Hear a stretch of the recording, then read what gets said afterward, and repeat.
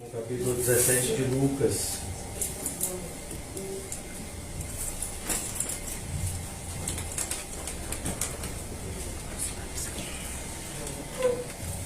Como eu já havia afirmado aos irmãos nos estudos anteriores, o Senhor Jesus está falando a respeito do reino de Deus e todas as suas nuances e tudo aquilo que o reino de Deus deve repercutir diretamente nas nossas vidas e nas nossas decisões diárias. É muito comum nós cometermos um engano perigoso de falarmos do reino de Deus apenas em um aspecto subjetivo e distante das nossas decisões diárias, como se o reino de Deus fosse algo que estivesse apenas no plano das ideias. Mas o que a Bíblia nos mostra é que o reino de Deus ele deve fazer parte da nossa vida, se de fato nós fazemos parte do reino de Deus. Jesus ele demonstra isso em uma resposta que começa no versículo 22 e se prolonga até o final do capítulo 17, e é onde eu quero tratar com os irmãos, uma vez que nós já nos últimos estudos falamos a respeito de Noé e de Ló, que são os exemplos que Jesus nos dá acerca da importância da nossa vigilância diante da impiedade que nos rodeia. Há um grande perigo de nós nos acostumarmos com o mundo como ele é. E então nós lemos e assistimos notícias todos os dias que falam de morte, de fome e de coisas completamente distantes do que seria a vontade moral de Deus. E é muito comum a gente se acostumar com essas coisas, achar que essas coisas fazem parte. E há uma conexão muito íntima aqui, nessa parte final do capítulo 17, e a parábola ou a história do rico e Lázaro do capítulo 16. Quando nós, mais uma vez, nos atentamos à história que Jesus fala a respeito do que acontece com aquele homem muito rico e com Lázaro, que era muito pobre, no capítulo 16, o que acontece com eles após a sua morte, nós percebemos que o Senhor Jesus ele não fala de um pecado aberto daquele rico, mas o grande pecado daquele rico não é o que ele fez, mas é o que ele não fez. O que ele não fez e deveria ter feito. Assim como em Mateus 25, quando o Senhor Jesus nos mostra o exemplo daqueles que serão bem recebidos pela frase "Vinde benditos de meu Pai", e aqueles que serão rejeitados com a assustadora frase "Apartai dos malditos", porque naquela passagem o Senhor Jesus fala justamente desse pecado de omissão. As pessoas ouvirão a respeito da condenação não porque fizeram coisas ruins, mas porque deixaram de fazer as boas obras que de antemão foram preparadas para que fizessem. E é importante que a gente pense sobre isso cada vez mais, pois os dias que nós vivemos, como a Bíblia já anunciava, são dias difíceis, aonde por se multiplicar a maldade, o amor se esfria. E a ideia de amor se esfriar não significa que você vai abandonar a igreja, ou que você vai abandonar o seu acreditar em Cristo e na Bíblia, mas é um se esfriar. É um acreditar não acreditando. É um ter fé não exercendo. E esse tipo de atitude é uma atitude que antecede a condenação. Por isso devemos estar nos analisando constantemente para refletir acerca de para onde nós estamos indo. Esse é o título da nossa mensagem de hoje, inclusive. Para onde estamos indo. Todos nós que estamos aqui e todos os seres humanos que acordaram hoje, alguns que ainda nem dormiram em virtude do fuso horário. Por exemplo, aqui hoje nós estamos às 9h59 da manhã, lá no lugar onde eu já morei, na Nova Zelândia, é 9h59 da noite. É um fuso horário de 12 horas e muitas vezes, por conta do horário de verão, às vezes o fuso horário chega a 13 horas. E todas essas pessoas que de alguma forma estão vivas, elas estão indo para algum lugar. Ela pode estar trabalhando ativamente em alguma coisa, ou pode estar deitado em uma cama de hospital, mas eles estão caminhando para algum lugar.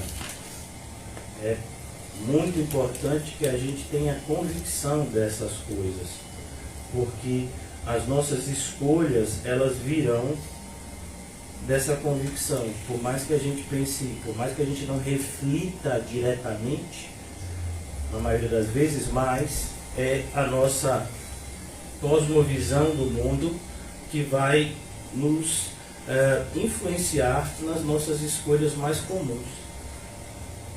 Então precisamos nos conhecer melhor, e somente a palavra de Deus tem essa capacidade de revelar o que está no nosso coração e o que está dominando a nossa mente, como está escrito em Hebreus capítulo 4. Então aqui em Lucas 17, os discípulos estão ao redor de Jesus, eles ouvem Jesus responder à interrogação dos fariseus acerca do reino de Deus, a sua vinda, e Jesus então fala desse assunto com os seus discípulos. Virá o tempo em que desejareis ver um dos dias do Filho do Homem e não vereis. Versículo 22. E vos dirão, ele aqui ou lá está, não vades, nem os sigais, porque assim como o relâmpago fuzilando brilha de uma a outra extremidade do céu, assim será no seu dia o Filho do Homem. Mas importa que primeiro ele padeça muitas coisas, seja rejeitado por essa geração, assim como foi nos dias de Noé, será também nos dias do Filho do Homem. Perceba a ligação que existe entre a rejeição de Noé e a rejeição que Jesus recebe. E a consequência dessa rejeição. Qual foi a consequência na época de Noé? A gente já leu. As pessoas, versículo 27, comiam, bebiam, casavam e davam-se em casamento.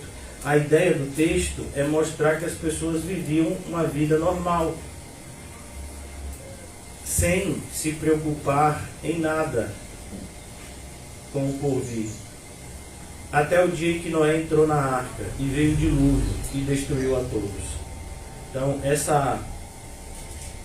esse exemplo do tempo de Noé é exatamente o exemplo que o Senhor Jesus adota para nos mostrar como acontecerá na sua vinda. As pessoas não estarão preparadas, e elas não estarão preparadas por falta de aviso. Elas estão preparadas porque elas não dão crédito à mensagem. Elas não dão crédito à palavra de Deus. E é assustador que isso se refere em grande parte aos evangélicos, que se professam evangélicos, que muitas vezes carregam uma Bíblia, que têm jargões, e um linguajar característico dos evangélicos, mas que se comportam, e eu fico triste em dizer isso, mas se comportam de uma forma pior que o mundo. Os evangélicos de hoje, eles têm um comportamento pior do que o comportamento do mundo, porque o mundo ainda tem, por mais que de maneira equivocada, alguns valores morais. E os evangélicos parecem que, por acreditarem que Deus está do lado deles, eles podem fazer qualquer coisa sem temer nenhum tipo de consequência. E é um engano muito perigoso, pois, muito pelo contrário, os evangélicos, os que se professam evangélicos e não andam em conformidade com o evangelho, sofrerão um juízo ainda mais severo. É o que a Bíblia assevera. Versículo de número 28. O mesmo aconteceu nos dias de Ló. Eu estou adiantando porque esses assuntos a gente já conversou nos encontros anteriores. O mesmo aconteceu nos dias de Ló. Comiam, bebiam, compravam, vendiam, plantavam e edificavam. Foi o que a gente conversou nos dois últimos encontros, na segunda e na sexta-feira. Falamos acerca dos dias de Ló, como Abraão intercedeu por Ló, por Sodoma e Gomorra, como Ló foi retirado pelos anjos daquela cidade, mas isso não impediu que a sua esposa fosse condenada, porque muitas vezes a gente pode ter uma interpretação equivocada de achar que o fato dela ser transformada em uma estátua de sal não significa que ela tenha ido para o inferno. Claro que significa. Ali é um juízo de Deus. É claro que ela foi para o inferno. Ela desobedeceu uma ordem direta de Deus. A rebelião, ela é um pecado mortal. Então, cuidado. E o comportamento das filhas de Ló, o que você acha? Filhas que embebedam o pai e depois elas cometem uma abominação contra ele para suscitar herdeiros. Então o que você acha? Onde foi que essas meninas aprenderam a ter tal comportamento? E o que muitas vezes nós não nos apercebemos é que tudo isso começou muito tempo atrás, quando Ló fez uma escolha ruim. Quando ele decidiu por morar em um lugar onde ele achava que a sua vida ia ser mais fácil. Ló estava peregrinando junto com o seu tio Abraão no deserto. Ambos eram criadores de gado e de ovelha, né? Se chama gado grande, gado miúdo. Eles eram criadores de animais e teve um momento em que os seus animais se multiplicaram e eles entraram, eles não propriamente, mas os seus pastores entraram em uma grande discussão e então foi tomada a decisão de se separar. E Ló, que tem dado pelo tio, apesar de não ser esse o seu direito, uma vez que a prioridade de escolha deveria ser do mais velho, mas Abraão, sabendo que Deus direcionava os seus passos, disse: não, meu filho, pode escolher para onde você quiser ir, eu vou para o outro lado. E ele olha para as campinas, para um lugar extremamente verde, bonito, cheio de água, rios que cercavam ali, e ele disse: não, eu quero ir para aquele lugar porque eu vou ficar muito bem. Eu vou ter condição de criar minha família muito bem. Eu vou ter uma vida muito boa. Eu não vou precisar ficar peregrinando, montando barraca, tirando barraca, sai de um lugar, vai para outro lugar. Não, eu vou me fixar em uma cidade, minha vida vai ser muito mais tranquila.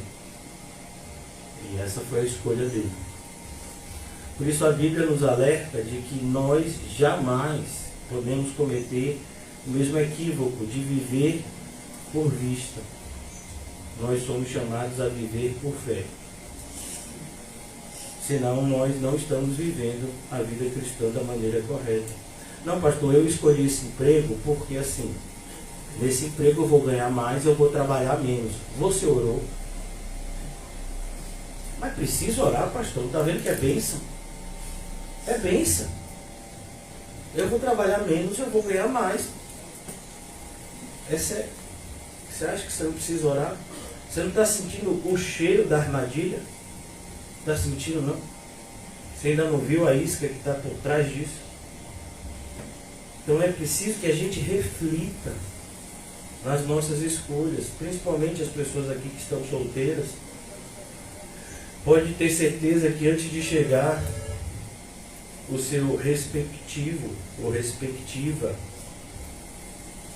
Satanás vai tentar enviar pessoas para trazer confusão à sua vida emocional. para que você tome uma atitude ruim e sofra as consequências disso. Então, se você conversa hoje em dia, se você dialoga com pessoas que são casadas na igreja, eu creio que quase que a grande maioria dos casamentos na igreja, eles são extremamente problemáticos. E o problema do casamento não começou depois do casamento, mas começou antes do casamento. Porque muitos desses casamentos, se a pessoa tivesse orado mais, ela não teria se casado com aquela pessoa ou daquela forma. Então é importante que, como cristãos, a gente possa entender a responsabilidade das nossas escolhas. Nós temos escolhas, e as nossas escolhas trarão as respectivas consequências.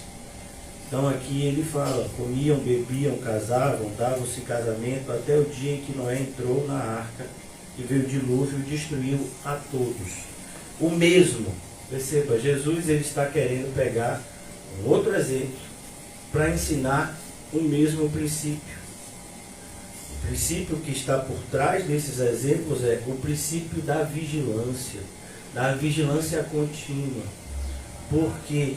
Porque a única forma de nós estarmos preparados para os desafios do dia a dia é oração e vigilância. O mesmo aconteceu nos dias de Ló. Comiam e bebiam, compravam e vendiam, plantavam e edificavam. E perceba, irmãos, nenhuma dessas coisas é pecado. Não é pecado você comer, depende, glutonaria ainda continua sendo pecado, né? Alguns irmãos ainda cometem esse pecado, em nome de Jesus, vão parar hoje. Ó Senhor Jesus. A pessoa que beber não é pecado, mas pode se tornar pecado. Ele coloca, vendiam, pode se tornar pecado. Se você às vezes se aproveita de uma situação para ganhar dinheiro, como muitas pessoas fazem, né? Então você vê alguém que está muito endividado, e diz, eu vou vender minha casa, porque eu tenho uma dívida para pagar, e minha casa ela vale 50 mil. Diz, pois é, sua casa vale 50 mil, mas você está com pressa de vender, eu dou 30. Quer? E muitas vezes aquela pessoa vai aceitar, porque ela precisa pagar uma dívida, uma agiota, e se não pagar ela vai ser morta. Você está se aproveitando de uma situação. Muitas pessoas têm feito isso com usuários de droga. Chegam às vezes com um aparelho telefônico que vale R$1.000, R$2.000 e eles vendem por R$50, R$100, é menos. E as pessoas se aproveitam disso. Então cuidado, se você é um aproveitador, você não é cristão. Aqui a Bíblia diz, vendiam, plantavam e edificavam, porque o comércio naquela época girava em torno disso, do comércio e da edificação. O comércio vinha justamente do plantio, da colheita, e eles edificavam, eles construíam as suas casas, já moravam em casas, como a diferença, por exemplo, de Abraão e Ló. Abraão morava em tendas, Abraão morou em tendas a vida inteira. A Bíblia frisa de maneira muito clara que Abraão nunca teve um palmo de terra. Por mais que Deus dissesse, ele andou toda aquela extensão de Israel ali hoje.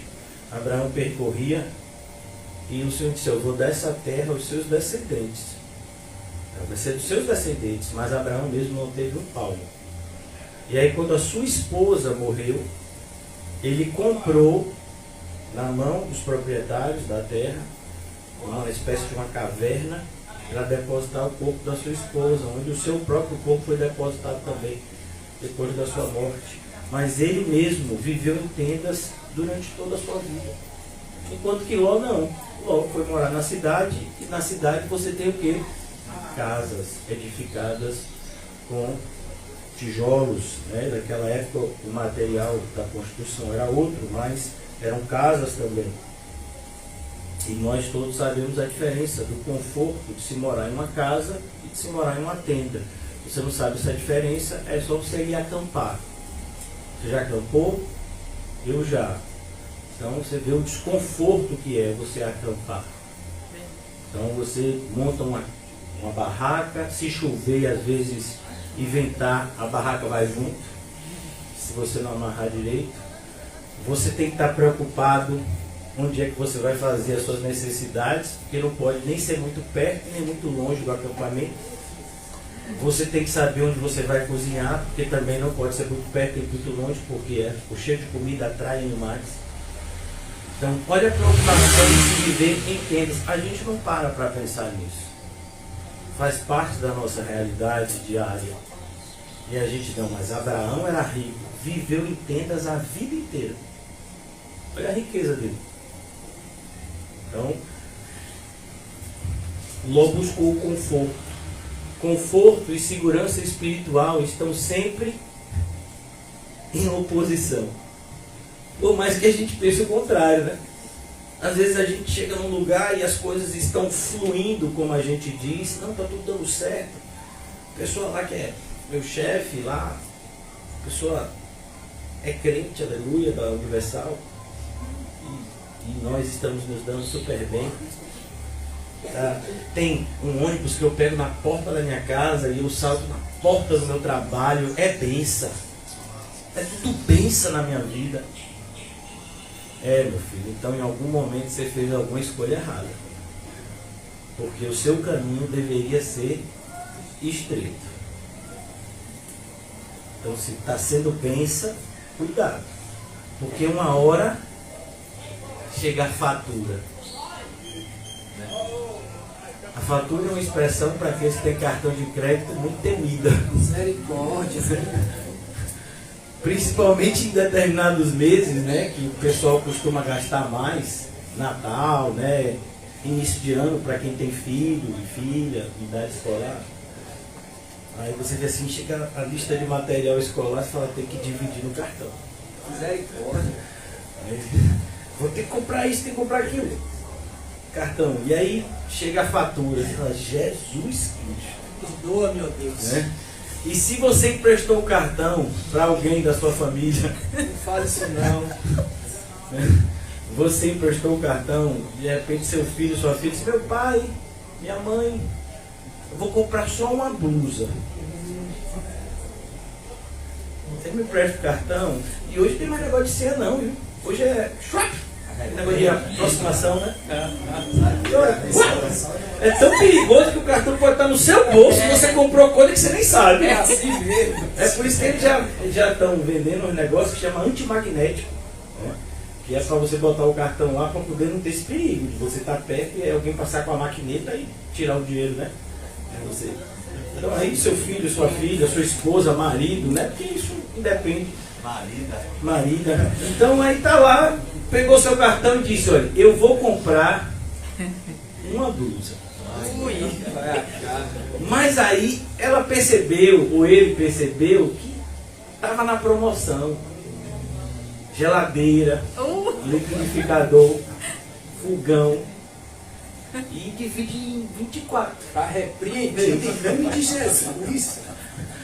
E foi benção. E quando chega a fatura do cartão, você diz, não é possível, eu não comprei nada disso. Aí na mesma instante que você diz, não comprei nada disso, batem na porta é os entregadores. Quem é? Fulano de tal, olha aqui, geladeira.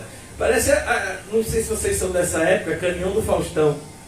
Você mandava uma carta, né? E aí se você fosse sorteado, ia cada capital, né? Cada semana era uma capital, uma cidade. E você sorteado, eles botavam várias coisas da sua casa, né? Casa nova. Então a gente vai chegando aquilo e você olhando para a fatura e as coisas entrando e você olhando para a fatura, como vou pagar isso? Pois é, irmãos, essa ideia é bíblica. É a ideia de plantação e colheita. Causa e efeito. Então aqui, No mesmo aconteceu nos dias de Ló: comiam, bebiam, compravam, vendiam, plantavam, edificavam. Mas no dia em que Ló saiu de Sodoma, e a gente já sabe como Ló saiu de Sodoma, porque a gente leu Gênesis, se não me engano, Gênesis 19. E a gente leu lá. Ló ficou, primeiro ele chama os seus genros. O que é que os genros fazem? Dão gargalhadas. Quer dizer, Ló deve estar, sabe, brincando com a gente. Depois Ló ainda tenta de alguma forma ajudar outras pessoas. Os anjos, não, bora. Os anjos pegam literalmente Ló pela mão e saem carregando. Senão você vai ficar no monte e Deus vai destruir. Lá no monte você vai dar seguro. E Ló disse: não, no monte eu não quero ficar não. Pode ser que caia alguma coisa ali. Tem uma cidade aqui perto chamada Zoar. Vocês deixam ir para lá? Vocês disseram: tá bom, vocês vão lá para Zoar. E quando Ló entra em Zoar, então começa a cair o fogo do céu. E a ordem é: não olhe para trás. Não olhe. Mas a esposa de Ló, olhou para trás. E por que ela fez isso? Porque às vezes a gente fica se questionando, né? Meu Deus, mas que bobagem. Olhou para trás.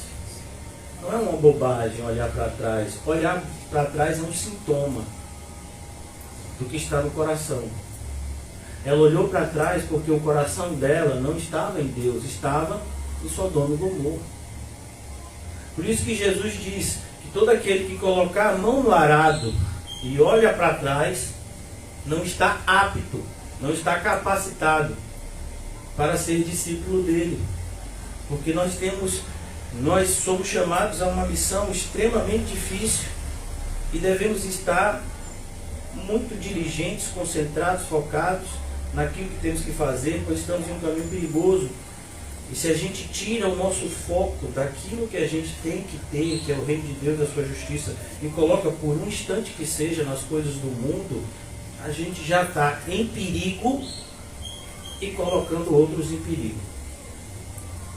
Então, por isso que o Senhor Jesus fala como fala: aquele que coloca a mão no arado e olha para trás, não está pronto para me seguir. Aqui a referência a gente vê a mulher de Ló. Eles estavam achando que estavam seguros em Zoar, como algumas pessoas podem achar que estão seguros por agora terem aspectos externos de religiosidade. Então algumas pessoas estão seguras: não, mas eu leio a Bíblia, mas eu acredito em Jesus, mas eu sou uma pessoa que me batizei ou não me batizei, mas eu creio em Jesus. Não, nada disso deve trazer segurança ao seu coração. Nesse mundo nós sempre estaremos em perigo. A segurança que o Senhor Jesus nos oferece é uma segurança espiritual nele e não uma segurança circunstancial nas coisas da terra. Então assim, o Senhor me colocou em um bom emprego, eu estou seguro. Não. Eu moro numa casa segura. Não, sua casa não é segura. Se hoje em dia o Brasil entrasse em guerra e alguém disparasse um míssil atômico contra o Brasil, sua casa vai ser a casa mais bonita e cara do mundo, ela vai cair. Não sei se vocês chegaram a ver imagens da guerra na Ucrânia. A Ucrânia era tido como um país europeu, teoricamente mais rico até do que o Brasil, uma vida, né, mais estável, as pessoas que moram lá na Europa. Condomínios, né, de apartamentos, que com certeza eram caros, foram alvejados por mísseis. E as pessoas que não saíram morreram. Então a gente tem que tomar cuidado, porque não estamos seguros. Nossa segurança está em Cristo. Está em Cristo de forma espiritual. Como assim? Mesmo que eu morra aqui, eu estou seguro que eu estou em Cristo. Mas eu não posso, em momento nenhum, depositar qualquer expectativa ou esperança nas coisas dessa terra. Por quê? Porque eu irei me frustrar. Pessoas colocam expectativa em emprego, em família, em uma série de coisas e se frustram depois. Por quê? Porque todas essas coisas são parte do mundo e o mundo está corrompido. daí a necessidade do Senhor fazer um novo céu e uma nova terra para os seus eleitos. O mesmo aconteceu nos dias de Ló. Comiam, bebiam, compravam, edificavam, plantavam. Mas no dia em que Ló saiu de Sodoma, choveu do céu fogo e enxofre e destruiu a todos. Perceba, destruiu a todos que estavam em Sodoma e Gomorra. Eles foram avisados. E qual foi a reação deles? Dar risada. Foi uma reação de total desprezo em relação à mensagem do Evangelho. E aqui eu quero mostrar para vocês como é perigoso ser evangélico nos nossos dias, porque nós estamos em uma situação onde estamos tão perto e às vezes tão longe. Eu quero mostrar para vocês, guarde aqui esse texto, eu quero mostrar para vocês um exemplo na Bíblia, em Atos, capítulo 26. Eu não vou fazer uma exposição pormenorizada dessa passagem. O apóstolo Paulo está pregando o Evangelho para uma autoridade da sua época, o rei Agripa, e a resposta dele, diante da exposição do Evangelho feita por Paulo, é que eu quero trabalhar com vocês, só para que a gente possa visualizar o que está sendo ensinado, o princípio que está sendo ensinado no capítulo 17 de Lucas. Paulo está pregando para o rei Agripa. Eu não vou entrar na pregação de Paulo. Os irmãos quiserem ler, isso é bastante edificante, o capítulo 26. Mas aqui no versículo 24, no capítulo 26, já Paulo havia pregado, dizendo essas coisas, versículo 24, no capítulo 26 de Atos, e vendo essas coisas em sua defesa, Festo interrompeu em voz alta: estás louco, Paulo? Olha que coisa. Normalmente, se você pregar o Evangelho para alguém, a pessoa vai dizer: você está maluco? Vamos imaginar que você é uma pessoa que tem um trabalho e você ganha X naquele trabalho. Só que aquele trabalho é um trabalho que não permite que você se dedique às coisas espirituais como você sabe que deve se dedicar. E aí de repente você comunica para a sua família que a partir de agora você vai trabalhar ganhando metade de X. E sua família pergunta por que você vai fazer isso. E você diz: porque eu preciso me dedicar às coisas espirituais. E nesse atual trabalho eu não tenho tempo para isso. Então eu vou ganhar metade de X, mas agora eu vou ter tempo de me dedicar às coisas espirituais como devo. O que é que sua família vai lhe chamar? No mínimo de maluco, fanático, radical. Pastor, fale com essa pessoa, pastor. Eu já passei por isso. Pastor, como é que a pessoa não quer fazer? Pastor! Uma vez me procuraram para falar com a pessoa para vir menos à igreja. Imagina, um familiar dessa pessoa. Eu disse: pastor, eu estou sério para falar com você. Eu digo: diga. Tal pessoa vem para a igreja todo dia. Ai, vocês têm culto segunda, terça, sexta, domingo, 4 dias. Essa pessoa, fale para ela vir pelo menos 2. Precisa vir 4. Fale para vir menos. É sério. Eu disse para essa pessoa: você acredita no céu e no inferno? Acredita, é lógico. Sou crente. Você acha que se essa pessoa que você está dizendo para eu vir menos na igreja, você acha que se ela chegar lá no céu, Jesus vai olhar para ela e vai dizer: você foi muito radical, você ia demais na minha casa, você me obedecia demais? Será que em algum momento Jesus vai reclamar com a gente porque a gente foi muito obediente? Acho que a gente não está nem perto de receber essa reclamação. Mas a gente vive nesse mundo, onde se você for um evangélico, segundo os padrões evangélicos da modernidade, que frequenta a igreja uma vez por semana, quando frequenta, que não tem qualquer tipo de semelhança com Cristo, todo mundo te aceita. Mas se você buscar viver uma vida cristã de acordo com os padrões de Cristo, maluco, doido de pedra, tranca no sanatório e joga a chave fora. Então aqui o apóstolo Paulo está pregando E qual é a reação desse homem, Festo? Era um emissário de Roma que administrava aquela região. É louco, doido. As muitas letras te fazem delirar. Por quê? Porque Paulo gostava de pregar. O pessoal chamava Paulo de tagarela. A gente tem um sermão de Paulo que começou lá pela tarde, varou pela noite, madrugada, um irmão caiu da janela, morreu, Paulo ressuscitou, continuou o sermão.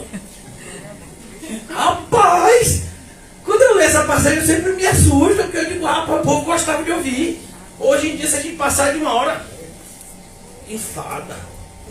Ou muito falar, enfada. Eu digo, rapaz, o povo era crente, viu? Pelo menos na parte de pregação. E Paulo pregava. E aí disse, Paulo, você fala demais. Paulo, porém, respondeu, não estou louco, ó excelentíssimo Festo. Pelo contrário, digo palavras de verdade e de bom senso. Paulo disse, eu estou mais equilibrado que você. Estou falando a verdade aqui. Porque tudo isso é do conhecimento do rei. E o rei aqui agora não é Festo, está falando para Agripa, que estava com sua esposa lá. É quem me dirige com franqueza. Agripa, ele foi criado no judaísmo, pois estou persuadido de que nenhuma destas coisas lhe é oculta, porquanto nada se passou em algum lugar escondido. Acreditas, ó rei Agripa, nos profetas? Bem sei que acreditas. Então Agripa se dirigiu a Paulo e disse, por pouco, ó, quase ele virou crente. É como se a gente dissesse assim, ele frequentou a igreja durante alguns meses, ele quase se batizou. Mas na hora de assumir um compromisso mais sério, ele disse, varão, não vou não, porque senão aí vai atrapalhar minha vida toda. Aí vai estar, ó, quase bateu na trave. E a gente gosta de cultivar no nosso coração falsas expectativas. É impressionante isso. Como a gente gosta de se enganar. A gente olha para parentes, para entes queridos que não têm nenhum compromisso com o Cristo, muito pelo contrário, tem desprezo pelas coisas cristãs, e a gente diz assim, mas são quase crentes. Só porque a pessoa paga a conta em dia, ou porque a pessoa tem algum tipo, né, de atitude um pouco mais respeitosa, a gente acha que a pessoa é crente. Não. Uma vez perguntaram para um pastor do passado, quer dizer que uma pessoa que é honesta, ela é cristã? Ela disse, não. Ser honesto é obrigação de qualquer homem. Ser cristão é diferente. Ser cristão é ser parecido com Cristo. E aqui ele diz, por pouco me persuades a me fazer um cristão. Uma das poucas vezes que essa palavra cristão aparece no Novo Testamento. Por mais que seja comum para a gente, né? Hoje em dia essa palavra cristão, ela se tornou muito comum. Mas no Novo Testamento ela aparece pouquíssimas vezes. E aqui é uma das poucas vezes. Por pouco. Paulo respondeu, assim Deus permitisse que por pouco ou por muito. Paulo está dizendo, não existe isso, se por pouco ou por muito. Ou está condenado ou está salvo. Então uma pessoa que frequenta uma igreja evangélica há 15 anos, nunca se batizou, não tem um compromisso sério com Cristo, nunca cumpriu aquilo que Cristo mandou, gostava de ouvir sermões, gostava de ter essa sensação de que quem sabe pode ser salvo, mas nunca teve um compromisso sério com Cristo. Essa pessoa está o quê? Condenada. Está quase salvo, não tem quase salvo. Quem está quase vivo foi enterrado pelo irmão Paulo durante essa semana. Quem quase passou numa prova, perdeu. Quem quase ganhou o jogo, foi derrotado. O inferno, irmãos, está cheio de quase crentes. Que nunca foram crentes. Pensavam que eram. Paulo respondeu assim, Deus permitisse que por pouco ou por muito, não apenas tu, ó rei, porém todos os que hoje me ouvem, se tornassem tais quais eu sou, exceto por estas cadeias. Paulo está dizendo, nem todos foram chamados para ter uma prisão por conta de Cristo, mas todos fomos chamados para percorrer o mesmo caminho de Cristo. Agora voltando para Lucas 17, já concluindo a nossa exposição. Versículo 30. Logo depois de Jesus falar a respeito de Noé e de Ló, ele diz: assim será no dia em que o Filho do Homem se manifestar. Mais uma vez, Jesus está falando da sua volta consumadora, quando ele trará o fim dos tempos que como conhecemos e iniciará um novo tempo, como está escrito em Apocalipse capítulo 21. Assim será no dia que o Filho do Homem se manifestar. Naquele dia, quem estiver no eirado. E olha que coisa interessante, a partir de agora Jesus vai falar a respeito de exemplos de pessoas que viviam muito próximas do ponto de vista físico e até do ponto de vista intelectual, mas que estavam completamente separadas do ponto de vista espiritual. Jesus chega a dizer que em uma casa tem 5 pessoas, em absoluto aquelas pessoas, por mais que estejam ligadas pelos laços consanguíneos, estão no mesmo reino e andando na mesma direção. Jesus diz: 3 se levantarão contra 2, 2 se levantarão contra 3. Então aqui ele vai nos mostrar: assim será no dia em que o Filho do Homem se manifestar. Naquele dia, versículo 31. Quem estiver no eirado. O que é o eirado, irmãos? É o telhado. Telhado e eirado são sinônimos. Então, quem estiver no telhado e tiver os seus bens em casa. Esse telhado aqui é engraçado, porque a gente que mora em Salvador, a gente entende mais a Bíblia nesse sentido. Porque a gente mora num lugar onde, para onde você, principalmente aqui no Alto das Pombas, tem laje. Misericórdia. Eu vou bater minha laje. Mateus bateu a dele esses dias. Então, mas se você chegar no interior, às vezes, você não vê uma laje. Porque como tem muito espaço, né? Então as casas são todas térreas. Mas aqui, principalmente por conta da geografia, né? Da nossa cidade, então é muito comum você ver casas assim, uma em cima da outra, né? Você bate a laje. E o eirado era esse telhado, mas era esse telhado feito com uma espécie de barro.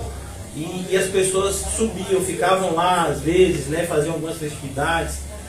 Então, seria muito parecido com o que a gente chama hoje de laje. Você perguntou: o irmão Paulo está onde? O irmão Paulo está na laje. Subiu na laje para refletir um pouco. Então, essa é a ideia. Quando você estiver no eirado e tiver os seus bens em casa, então é como você está lá na laje e você vê que está vindo, sabe, sei, uma avalanche, alguma coisa assim que vai destruir a sua casa. E você pensa logo: um ventilador, Oh Deus. a máquina de lavar, Misericórdia. a geladeira, o micro-ondas, Apolo, Janinho, gato, cachorro, papagaio, periquito. E agora? Como eu vou fazer para levar esse povo todo? Como é que vai ser para levar essas coisas todas? Eu tenho que levar pelo menos o meu notebook. O celular está carregando lá embaixo, tem que descer. Não posso correr sem ele.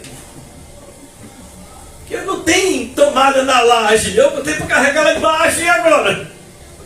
Não, pastor, fala assim não. Aí assusta.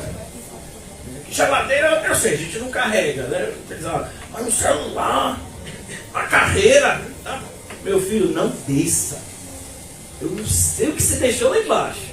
Tem gente que agora, quando for para a laje, não deixa mais o celular lá embaixo. Não, o pastor falou lá do errado, eu já vou logo preparado. Porque se precisar dar um pilote de lá, já fui. Oh, Jesus, perdoa. Naquele dia, quem estiver no eirado e tiver os seus bens, olha os seus bens. E esse é um problema, porque os nossos bens deveriam estar onde? No céu. Me diga onde está o teu tesouro, e eu te direi onde está o teu coração. Então aqui ele diz: quem estiver no eirado e tiver os seus bens em casa, não desça para tirá-lo. O celular está no carregador, deixa o infeliz lá. Pastor, como eu vou me conectar com outros cristãos pela oração? Você ora: Senhor, sozinho aqui, deu uma carreira, deixei tudo para trás. Aí quando você abriu o olho, tem um monte de cristão que teve a mesma atitude que você. Tinha que deixar tudo para trás. Então, ele diz aqui: e de igual modo, quem estiver no campo, não volte para trás. Ou você está no trabalho e você tem uma notícia: vai ter uma grande inundação, Salvador, e vai pegar o seu bairro. E você está no trabalho. Você, rapaz, eu tenho que voltar em casa, eu tenho que voltar rápido. Eu tenho que pegar meu TCC. Eu tenho que pegar o meu documento de identidade, CPF, que irmão do lixo, do trabalho. Pegar a pastazinha, que vai ser de mim. Sim. Uma vez a pessoa chegou, na época que a gente tinha um cara que: pastor, eu preciso tirar minha carteira de identidade, porque se ela não existo. Aí eu peguei ele assim: vem cá. Aí tinha um espelho no banheiro, né? Eu disse: olha aí no espelho. Aí ele olhou: você está vendo o que aí? Eu digo: pois é, bem. Se conheça. Você, ó, agora você já existe. Eu quero dizer que é um pedaço de papel que diz que a gente existe. A gente vive numa sociedade que quer colocar cada vez mais fardos para a gente carregar. Então, deixa essas coisas para lá. Você nasceu sem nada, inclusive sem roupa. A roupa veio depois. E você, quando morrer, a roupa que você está morrendo não vai importar. Porque lá no céu nós vamos ter outro tipo de vestimenta. Então, cuidado. Inclusive tem gente que morre e a roupa vai para outras pessoas. Oh, Deus. O meu irmão José agradece. Às vezes, quando morrem umas pessoas, chega um irmão e diz: ó, recebi umas bênçãos. Não pergunte de onde veio. Não. Agora, se o morto tiver um pé 45, você vai ver alguns irmãos que caçam 39 andando com o pé 45. Depois que inventaram, né, algodão e papel higiênico, é só botar aqui. O pé anda. Aleluia. Não de ficar bonito, não. Uma pessoa que está com um sapato muito maior do que o pé, ele ainda pode até surfar, né? De barro. Oh, Jesus. Naquele dia em que estiver no eirado e tiver os seus bens em casa, não desça para tirá-los. De igual modo que quem estiver no campo, não volte atrás. É isso, irmãos. Jesus está repetindo um princípio que é tão falado em seus sermões. Buscar em primeiro lugar o reino de Deus e a sua justiça, e as demais coisas vos serão acrescentadas. Elas serão acrescentadas, você não precisa buscar elas. E muito menos se colocar em uma situação de perigo, porque você não quer perdê-las. Essas coisas não são importantes. Por mais que o mundo tenha nos convencido que elas não são importantes. Versículo 32. Esse versículo deve assombrar aqueles que ainda não têm um compromisso mais sério com Cristo. Lembrai-vos da mulher de Ló. Ó, esse é um versículo que você lê no contexto e você diz: meu Deus, parece que Jesus está falando nada com nada. Ele já falou de Ló lá em cima. E aqui embaixo ele fala da mulher de Ló. Por que ele fez isso? A gente já sabe, a gente já leu o que aconteceu em Lucas 19. Ela olhou para trás e ela se transformou em uma estátua de sal. Então aqui, mais uma vez, a mulher de Ló representa uma grande classe de evangélicos que estão andando junto com outros evangélicos, mas que não estão correndo com perseverança a carreira que está proposta, olhando para o autor e consumador da fé. Eles estão de olho no mundo. E não tem como você andar para perto de Cristo olhando para o mundo. E a mulher de Ló simboliza essa quantidade enorme de cristãos nominais que nunca tiveram uma verdadeira experiência espiritual com o Senhor Jesus e por isso ainda são extremamente materialistas. Sabe o que é que faz a gente ser, muitas vezes,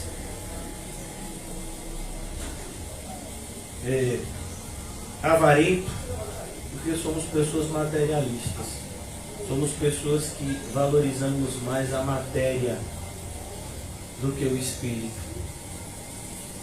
E é triste porque você vê isso dentro da igreja, como as pessoas se relacionam em virtude disso. Quem quiser lembrar-nos da mulher de Ló, quem quiser perseverar a sua vida,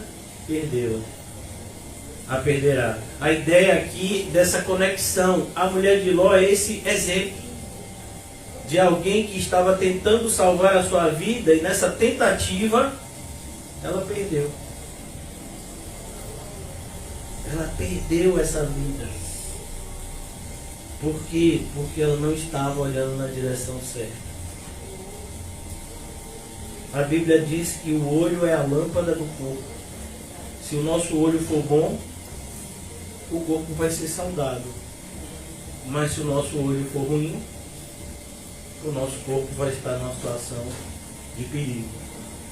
Então aqui o Senhor diz, quem quiser preservar a sua vida, perdê-la. E quem perder, de fato, a salvará. É um princípio tão repetido, irmãos. Nós lemos esse princípio lá em Marcos, capítulo 8. E esse princípio está sempre ligado à obra de Cristo e como a obra de Cristo nos muda. Cristo é aquele que renunciou a tudo, tomou a sua cruz e cumpriu até o fim a sua jornada.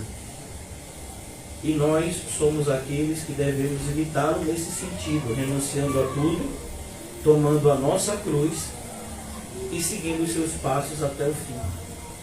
Mas todos nós sabemos, se formos pessoas responsáveis e sinceras, que a grande maioria dos evangélicos não fazem isso.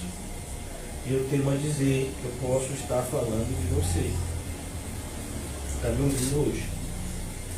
Naquela noite, versículo 34, digo-vos que naquela noite, a ideia de noite aqui não é que necessariamente o Senhor vai voltar de noite, mas a ideia de noite é justamente um horário onde tudo se torna mais difícil, principalmente no tempo que está sendo escrito isso, porque hoje em dia de noite você tem a iluminação, né? A iluminação pública, você tem luz dentro de casa, né? Nós vivemos já debaixo do advento da luz elétrica, a energia.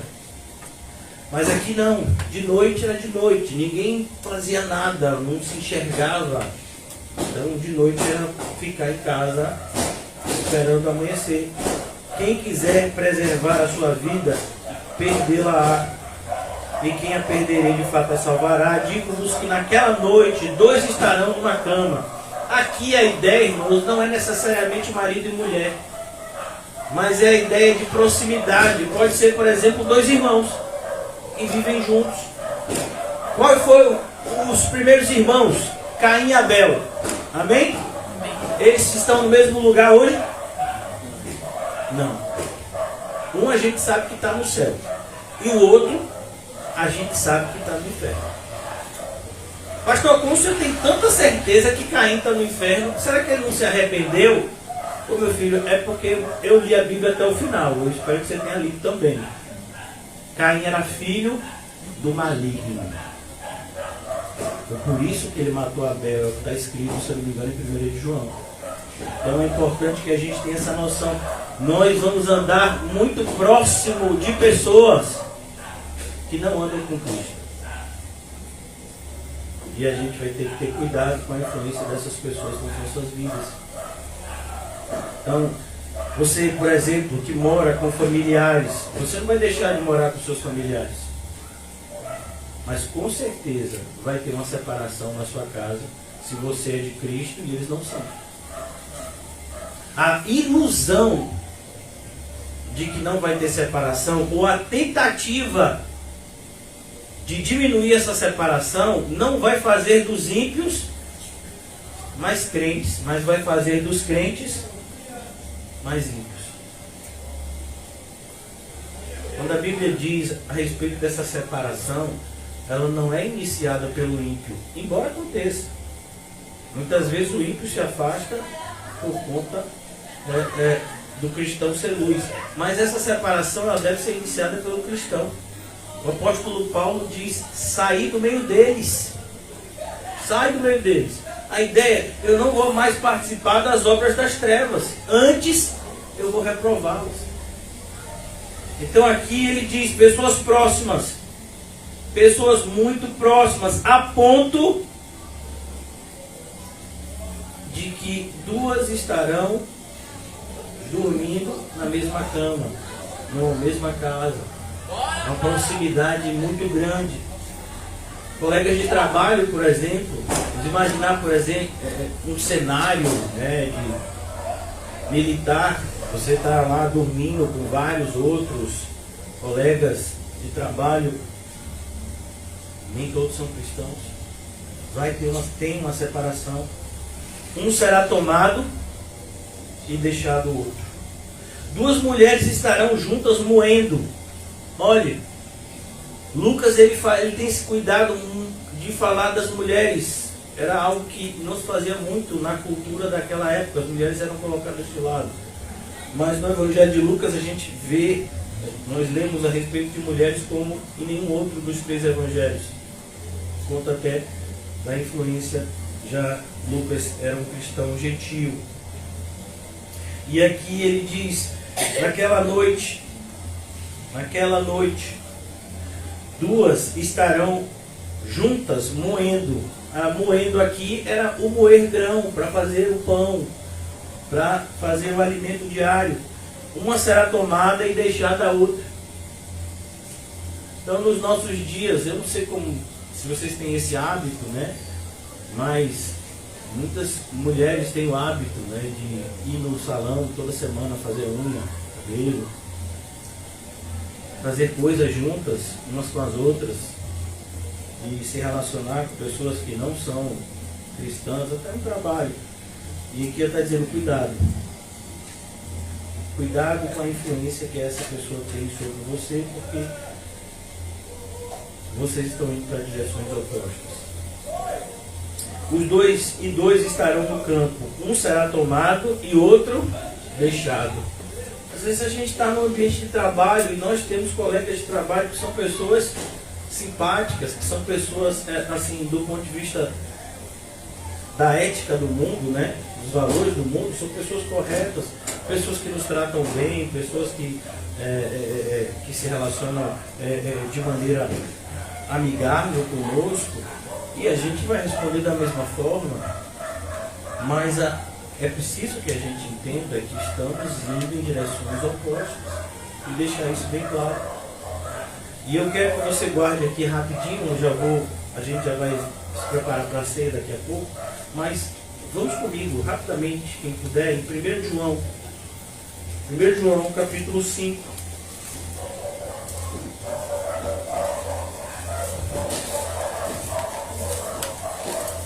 1 João capítulo 5.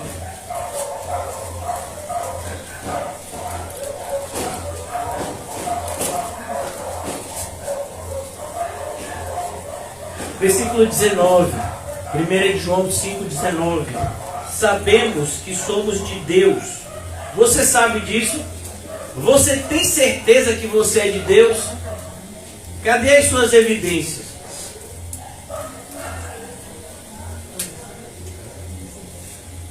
E o mundo inteiro jaz do maligno.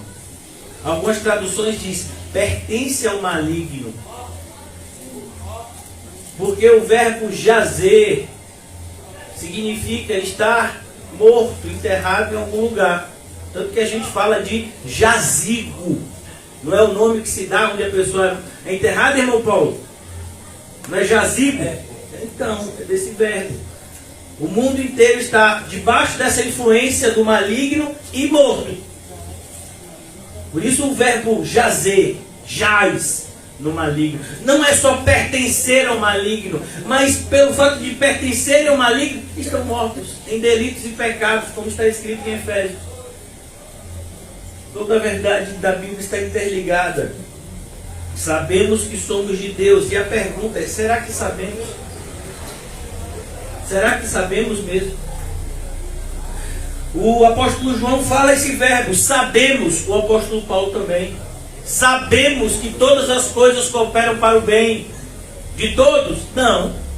Daqueles que amam a Deus e que foram chamados segundo o seu decreto. Ou propósito, segundo algumas traduções.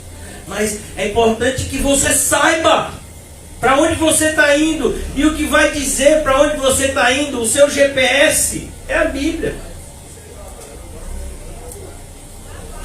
Quero que você me acompanhe um pouco mais. Agora em João capítulo 10. Vamos lá? Evangelho de João capítulo 10. O mesmo apóstolo que escreveu a primeira carta, agora escreve um evangelho, contando a vida do Senhor Jesus, a sua obra. No capítulo 10 ele fala a respeito de um sermão de Jesus. E ele fala, no versículo 7, Jesus, pois, lhes afirmou de novo, em verdade vos digo, eu sou a porta das ovelhas. Mas vem cá, Jesus não é o pastor, ele é o pastor e ele é a porta também. E tudo mais que precisar. O muro, tudo. O alimento. Todos quantos vieram antes de mim são ladrões e salteadores. Jesus não está dizendo que os profetas, que Moisés, que vieram antes dele, são salteadores, ladrões de forma alguma. Até porque esses profetas, eles nunca apontaram para eles apontavam para Cristo. Ele está dizendo aqui dos fariseus, dos líderes religiosos que lideravam aquela religião judaica há 4 séculos, desde Malaquias até João. Eram aqueles líderes religiosos que determinavam como o povo deveria viver a vida religiosa ou espiritual.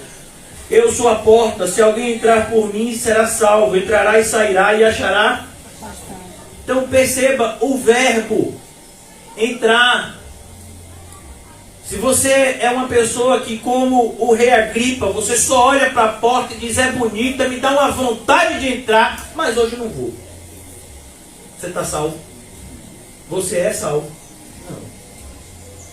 Muitas pessoas olham para o evangelho dessa forma. Não, eu acho bonito. Você vai mensagem? Bonita as mensagens. Tem sentido. É isso mesmo. Tem sentido de acordo com a Bíblia. Eu já li. Você vive? Não, eu não vivo ainda. Então, você está em perigo. O ladrão. E aqui o ladrão é específico, tem muita discussão, não vou entrar nela. O ladrão vem somente para roubar, matar e destruir. A gente muitas vezes aplica esse versículo ao diabo. Ele não está falando do diabo, não diretamente. Mas ele está falando dos servos do diabo. Que Jesus já havia dito lá em cima, se você prestar atenção. Ele diz, todos os quantos vieram antes de mim são ladrões e salteadores. Ele está falando dos falsos mestres. Mas é importante que a gente entenda que os falsos mestres, eles têm um patrão. Quem é o patrão deles? O diabo. Então quando fala de ladrão, fala também do diabo, mas não de maneira primária. O diabo está aqui como que no camarim. Ele está no backstage, dando toda a orientação para a peça. Né?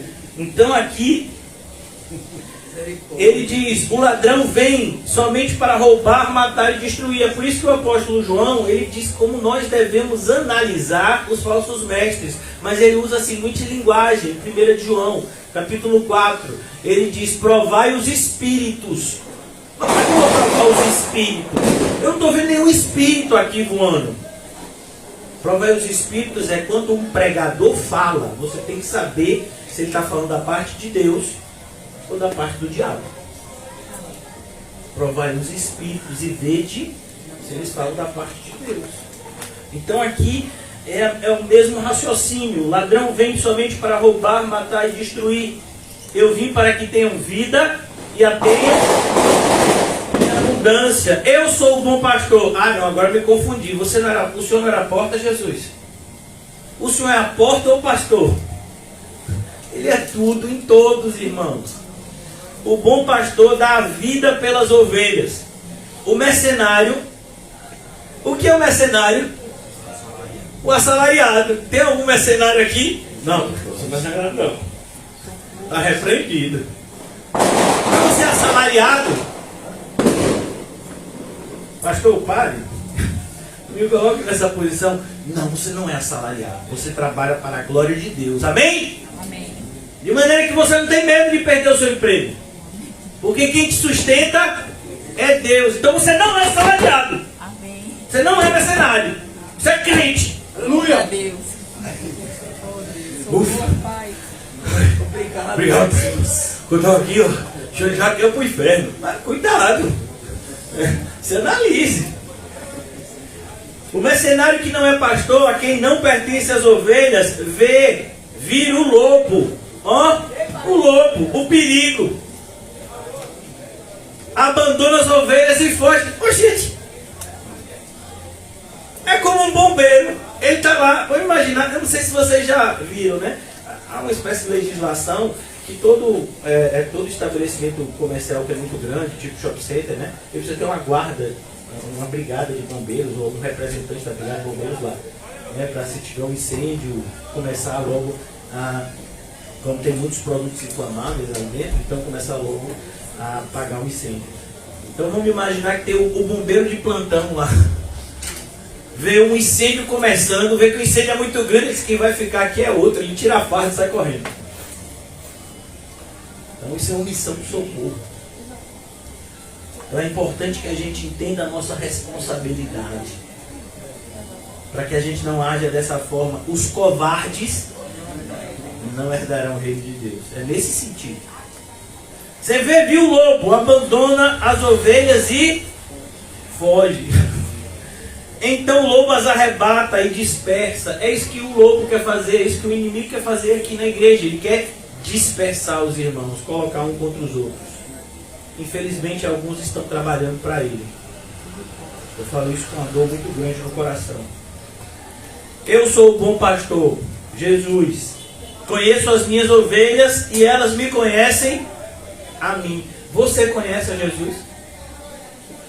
Qual foi a última vez que você conversou com ele?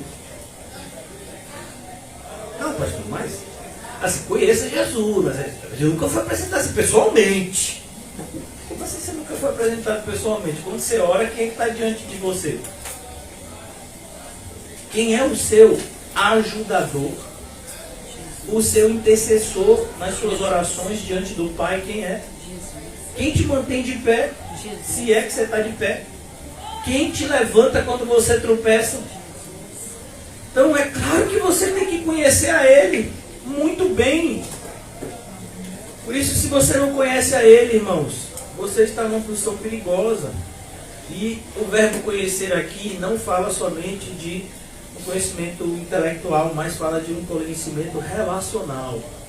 Conhecer significa se relacionar intimamente. Elas me conhecem a mim. As minhas ovelhas me conhecem. O apóstolo Paulo, no final da sua vida, mesmo abandonado por muitos, qual era o consolo dele? 2 de Timóteo 4. Se eu não me engano, 2 de Timóteo, ele diz: eu sei quem eu tenho crido, e ele é poderoso para guardar o meu depósito até aquele grande dia. Eu sei em quem eu tenho crido. Aí você diz: é verdade.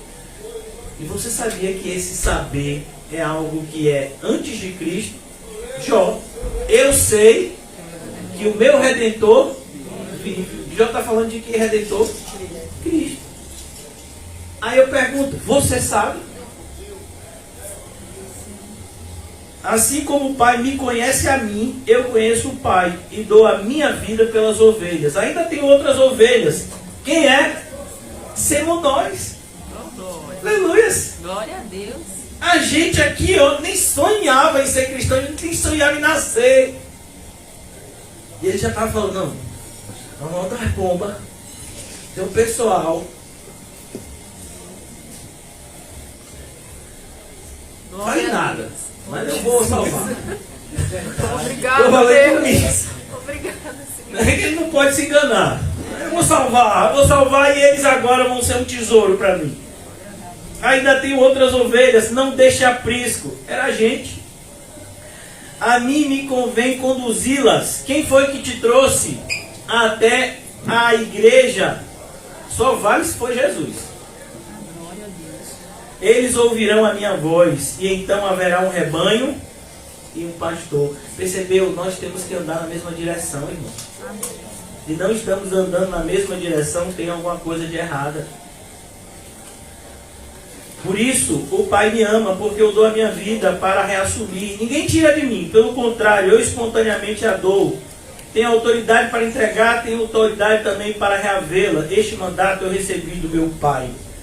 E olha que coisa, os judeus ouviram isso e começaram então a brigar com Jesus. E aí Jesus responde, olha que coisa interessante. A partir do versículo 22, desse mesmo capítulo 10. Celebrava-se em Jerusalém a festa da dedicação. Era inverno. Jesus passeava no templo, no pórtico de Salomão. Rodearam-no, pois, os judeus e interpelaram. Interpelar significa fazer vários questionamentos. Até quando nos deixarás, a mente em suspenso? Né? Pastor, o que é esse negócio de mente em suspenso? A cabeça fica suspendida? Como é isso? Né? A ideia é, até quando você vai deixar a gente sem saber das coisas? Fala abertamente. Se tu és o Cristo, diz francamente ou abertamente. Respondeu-lhe Jesus: já vos disse e não credes. As obras que eu faço em nome do meu Pai testificam a meu respeito, mas vós não credes. Por quê? Por quê? Não sois minhas ovelhas. Percebeu a divisão? Vai estar duas pessoas no campo, uma vai, outra não vai. Tem duas pessoas em casa, uma vai, outra não vai. Por que não vai? Porque não crê. Porque Lázaro foi salvo e o rico foi condenado? Porque Lázaro cria e o rico não cria. É a fé. Só que a fé, ela é evidenciada pelas obras. É como, por exemplo, irmãos, você, quem tem filho aqui, com certeza tem um aparelho em casa que se chama termômetro. Amém? Pais, mães, termômetro. E o aparelho que perde, viu? Lá em casa, só no último ano, com uns 3. Ainda bem que é barato. Porque quando eu achei que o fulano está com um pouquinho de febre, aí você bota onde? Sovaco, né? E aí você está lá esperando, quando a temperatura. Aquele aparelho, ele vai dar febre? Não. Ele vai mostrar se você está com febre. Então a mesma coisa é as obras. As obras, elas não salvam você, mas elas vão dizer qual é a sua temperatura, se você é salvo ou não. É como uma pessoa que você vai dar o primeiro socorro. Vamos imaginar que você trabalha na SAMU e você recebeu um chamado para alguém que está em casa, e essa pessoa está lá deitada, ninguém tocou nela, e você vai lá ver se ela está viva. Você toca nessa pessoa, você vai procurar o quê? Sinais vitais. Porque toca aqui para ver se o coração está batendo, e ver se está respirando. E principalmente se a pessoa estiver fria, quer dizer que a pessoa morreu. Então quer dizer que matou a pessoa, ou está frio? Não, o está frio já é uma evidência que ela estava morta. A mesma coisa é a fé, as obras. Bom, a gente tem cometido alguns excessos nesse sentido. Alguns defendem que nós devemos praticar obras no sentido de conquistar a salvação e ter certeza da salvação. Não, outros, por outro lado, dizem que as obras são completamente desnecessárias. E a Bíblia não dá espaço nem para um lado nem para o outro. A Bíblia diz, a gente é salvo pela fé. Mas você só sabe se sua fé é salvífica pelas obras que você pratica. Então é importante que a gente entenda, se você é uma ovelha de Jesus, o sinal é que você ouviu e seguiu. Você não seguiu, você não é ovelha dele. Mas eu ouvi, sim, mas só ouvi e não segui, Não diz muita coisa. E eu quero concluir já o texto, voltando para Lucas 17. Então lhe perguntaram: onde será isso, Senhor? Respondeu-lhes.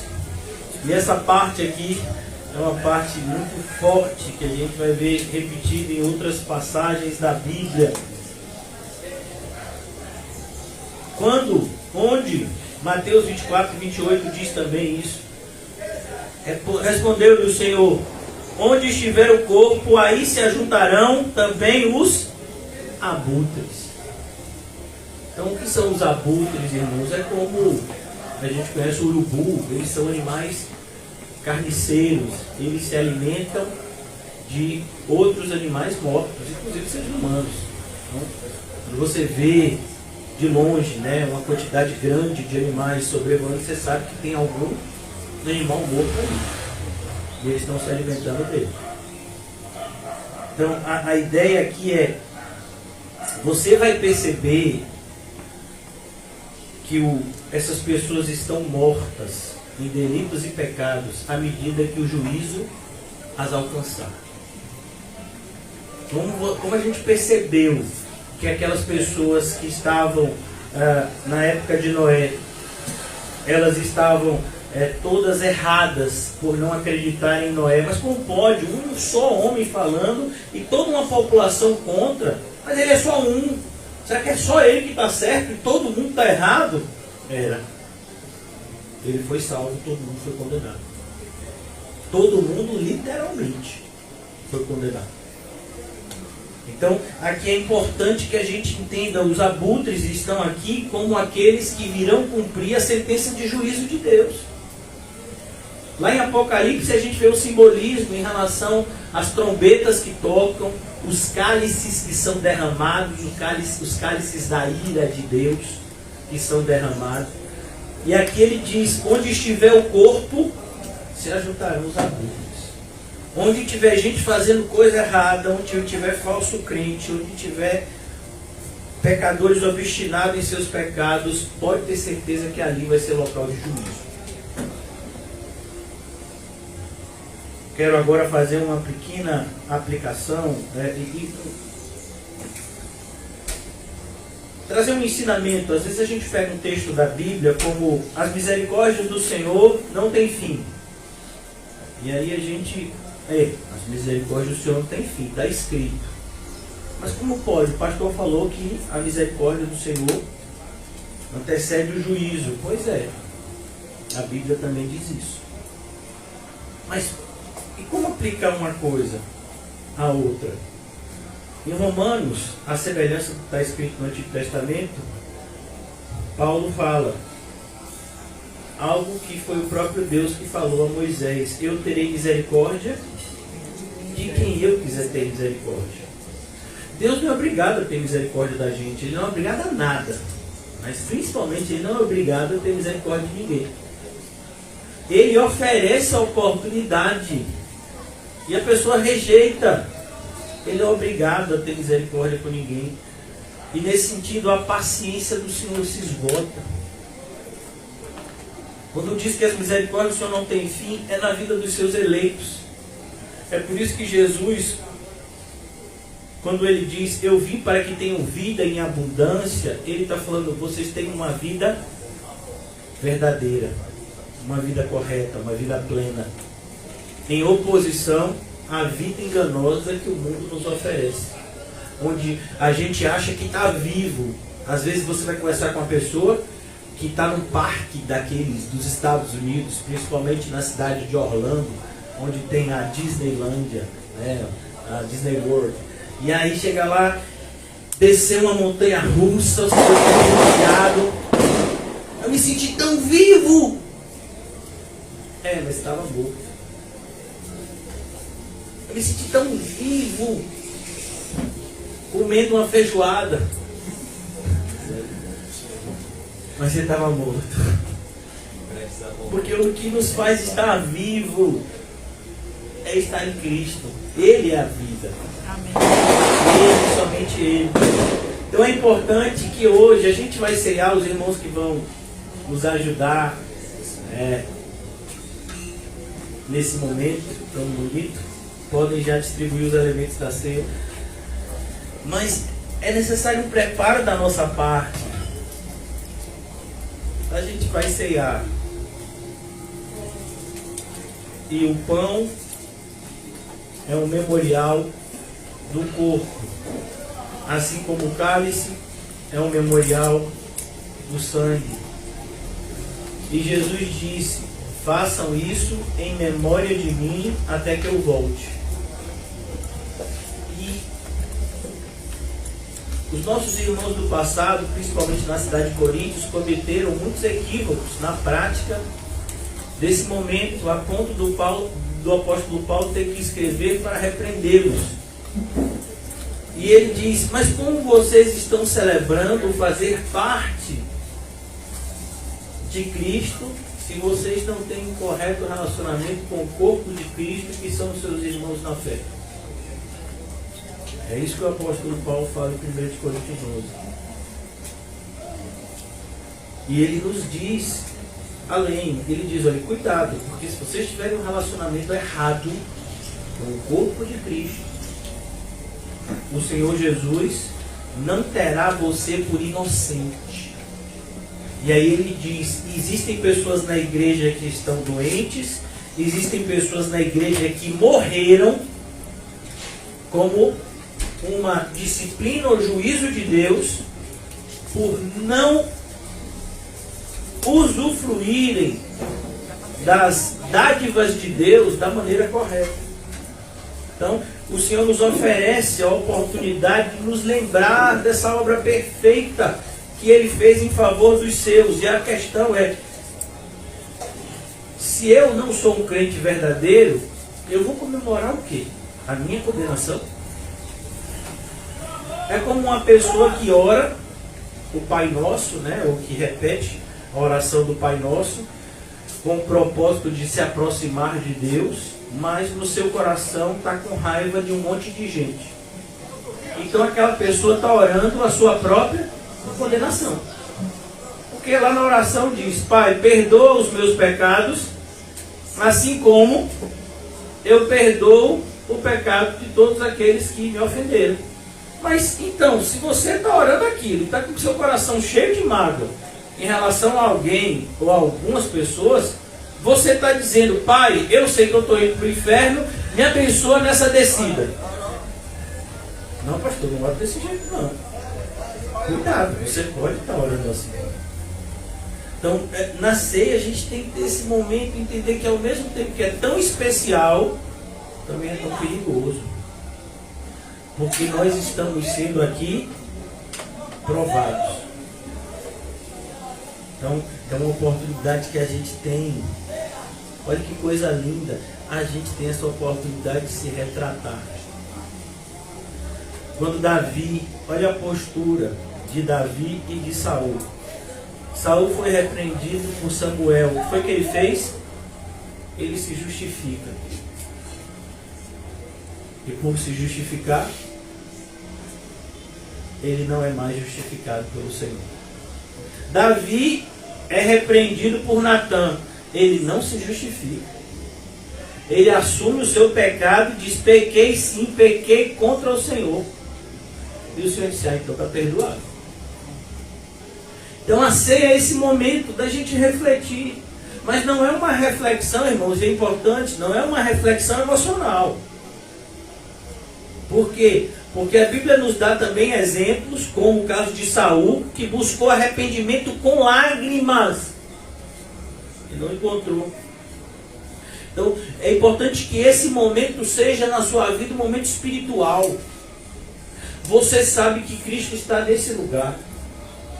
Cristo está nesse lugar, amém. Mas Cristo está nesse lugar também na vida de cada irmão e irmã que faz parte do corpo, e você precisa amar isso também.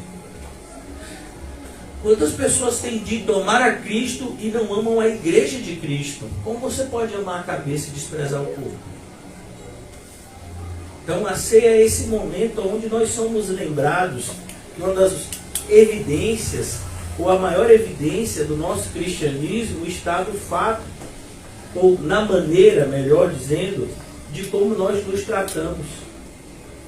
Pois naquele grande dia o Senhor Jesus vai dizer: a semelhança do que vocês fizeram aos seus pequeninos irmãos, é como se vocês estivessem fazendo a mim. Esse é o momento da gente parar e pensar. Obrigado, meu irmão.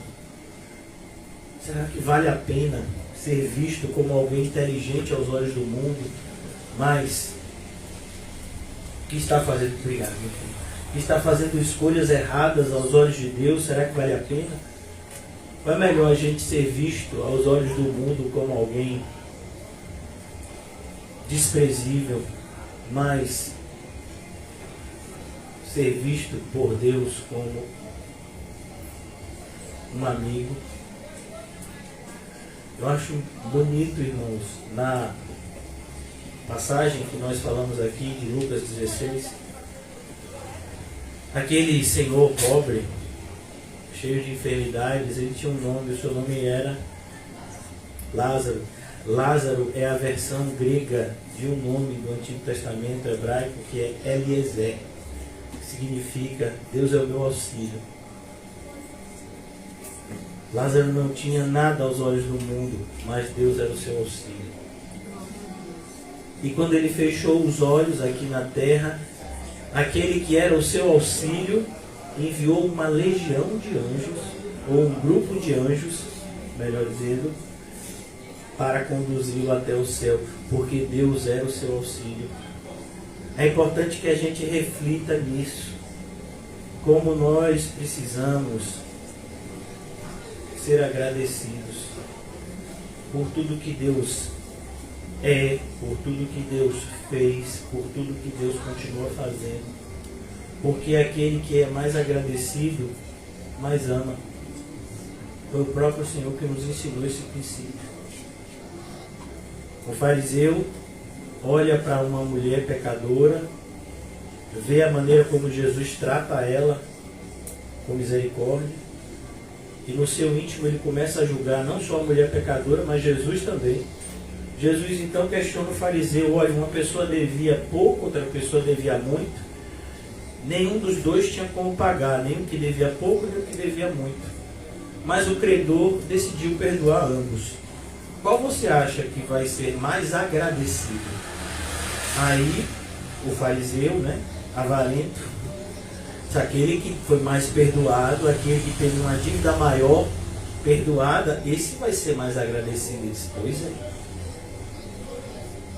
Mas a ideia não é que existem pessoas que têm pouco a ser perdoado, existem pessoas que têm muito a ser perdoado. A ideia não é essa. Todos nós temos muito a ser perdoado. A ideia é que muitos não sentimos isso. Hoje nós não sentimos isso. Porque o parâmetro da gente é a justiça do outro, não é a justiça de Cristo. Aí a gente se mede por baixo. Não, essa hora tem um monte de gente que está fazendo coisa errada, que está fazendo isso, que está fazendo aquilo. Eu estou aqui na igreja, acordei cedo, me preparei, fui para cá. Como eu sou uma pessoa justa? Mas o parâmetro é Cristo. E perto de Cristo nós somos tão pecadores como Hitler, como os piores homens que já pisaram nessa terra. Mas quando você pede perdão, reconhecendo os seus pecados e confiando na obra expiatória de Cristo, Ele te perdoa. É por isso que a ceia é tão maravilhosa. A ceia é um momento que você tem de perdoar e de se sentir perdoado. Isso é um momento tão especial. Você tem essa oportunidade. Se você estava trazendo alguma amargura no seu coração até esse momento, você confessa e deixa: Senhor, o que determinada pessoa fez me magoou muito, e eu estava tão chateado ou chateada, e isso tem mudado a minha maneira de viver o cristianismo. Me ajuda, Senhor. E Ele te ajuda. Porque todo aquele que busca, acha. Então esse é o momento, irmãos, da gente olhar para Cristo na cruz e perceber que nele nós encontramos tudo. nós vamos comer e beber esse cálice, comer o pão e beber o cálice, na certeza de que a obra expiatória de Cristo nos alcançou em plenitude. E como diz a palavra do Senhor, feliz aquele em que Deus jamais imputará pecado algum. Que essa felicidade exclusiva dos que são verdadeiramente cristãos inunde os nossos corações e mente e nos ajude a viver contente em toda e qualquer situação. Porque a alegria do Senhor é a nossa força. Amém. E que a alegria do Senhor seja a nossa força durante toda a nossa jornada terrena. E ainda mais quando adentrarmos as portas celestiais e usufruirmos o bem indizível do nosso Deus Todo-Poderoso. Comamos e bebamos para a glória de Deus.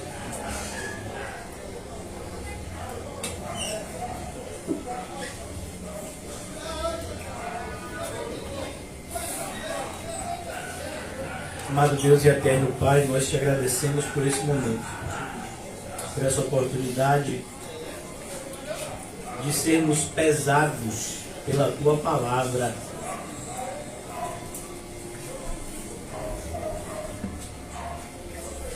E quando nos enxergamos reprovados, não precisamos nos esconder como Adão e Eva atrás de uma árvore, mas nos escondemos em Cristo, que é o nosso socorro e fortaleza. E em Cristo estaremos sempre seguros, porque em Cristo somos justificados pela graça maravilhosa que nos alcança. Ajuda-nos, Senhor, a viver uma vida que evidencie a fé que professamos. Que o amor sincero, Senhor, que o zelo pela Tua palavra sejam sempre demonstrados nas nossas escolhas diárias. Que de fato sejamos luz, sal, independente do nosso falar, e juntamente com Ele as pessoas possam conhecer o Salvador a quem pertencemos. Ajuda-nos, Senhor Jesus, a viver dessa forma. Em nome de Jesus, amém e graças a Deus. Irmãos, a gente vai concluir, mas antes da gente concluir, eu queria chamar o irmão Paulo para louvar. Salve, Senhor. Vocês lembram aquele hino, Nosso Deus é Poderoso? Alguém lembra? Não sei tocar. O irmão Augusto sabe? Sabe sim. Sabe não, Nosso Deus é Poderoso? O irmão Paulo sabe. Mas vão fazer essas coisas, ninguém sai.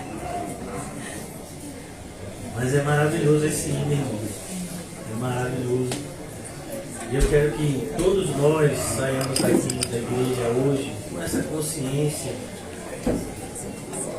Nós enfrentaremos inúmeros desafios. Não se engane, a sua semana não vai ser fácil. Mas é importante que você saiba que se você está em Cristo, Ele está do seu lado. E em Cristo nós somos e sempre seremos mais do que vencedores. Porque o Senhor é muito mais poderoso do que qualquer um dos nossos problemas. Eu amo muito aquele trecho do Evangelho que diz: quem é esse que até o vento e o mar obedecem? É esse que vai acompanhar você durante toda a sua jornada. E você deve se sentir seguro nele. Tirou o saldo bancário, zerou. Negativo, calma. Não se desespere. Está sentindo que está com enfermidade um pouquinho mais séria? Fique tranquilo.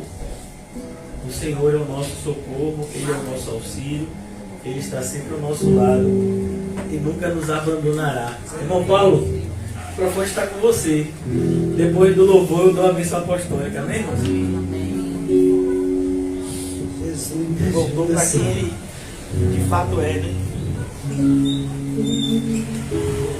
Eu peço que quem sabe me ajude, viu? Amém.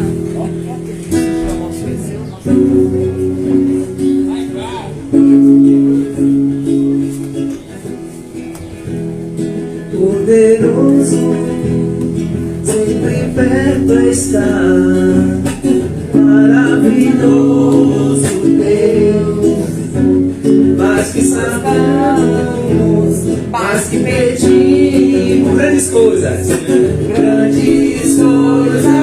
faz, ressurgiu e a morte venceu. Nosso Deus é poderoso, em seu nome vamos vencer. Nosso Deus é poderoso, poderoso, sempre perto está, dando a solução. E mais que sabemos, mais que esperamos, grandes coisas faz. Ressurgiu e a morte venceu. Nosso Deus é poderoso, em seu nome, vamos vencer. Nosso Deus é poderoso.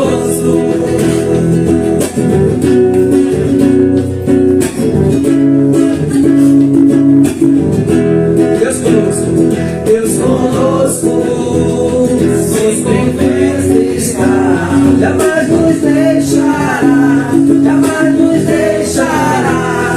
Deus por nós, Ele nos abraça, Ele nunca falha, Ele nunca falha. Ressurgiu e a morte venceu. Nosso Deus é poderoso, em seu nome vamos vencer. Nosso Deus é poderoso. Amém, irmãos? Amém. Se você tinha dúvida de que Deus era poderoso, eu espero que você saia da igreja sem essa dúvida. E que o Senhor nos ajude a viver uma semana de vitória nele.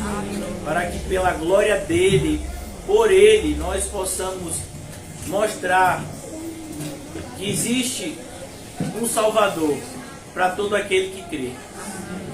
Que o Senhor nos ajude a vivenciar a experiência de salvação por meio das nossas ações diárias. Que o amor de Deus, o Pai, e as doces consolações do Espírito Santo, e a graça maravilhosa do nosso Senhor e Salvador Jesus Cristo, esteja sempre conosco. Nós dizemos amém. E pergunte a você, enquanto você vai para casa, para onde você está indo. Jesus.